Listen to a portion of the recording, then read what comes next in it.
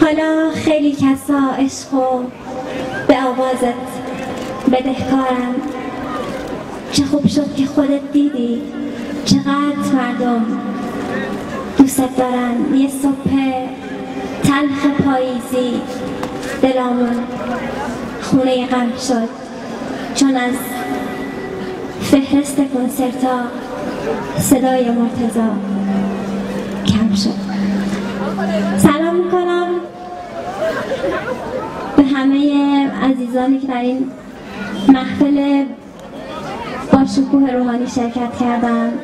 به سادگی نبود، شاید برای تقویم تنها ورق خوردن این روزهای سخت ساده بود، اما برای پاییز هم اینقدر تحمل این 40 روز سنگین بود که بار رو سرانجام به دوش زمستان گذاشت تا ما شاید 2 فصل در حال و هوای پرواز کسی باشیم که همچنان و همیشه هست و صداش زینت بخش خلوت تک تک ما خواهد بود.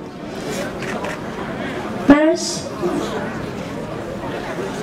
دنیای آرامش آرزو میکنم که مطمئناً این پرواز به مقصد طلایی آسمان زیباتر از زمین سرشار از بی‌مهری است و برای خانواده نازنینش صبری فراتر از بی‌نهایت آرزو میکنم، چرا که ما با صداش زندگی میکردیم و اونها با خودش و کار آسانی نیست و با چند جمله دلداری و تسلیت و سرسلامتی هضم نخواهد شد.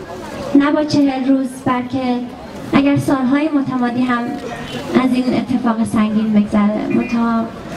همین که کسی انقدر در اوج و محبوبیت پرواز کرد و مردم اغلب زمزمه هاش رو زمزمه میکنند و به لب دارن، شاید افتخاری است و توفیقی است که نصیب هر کسی در این دنیا نشه.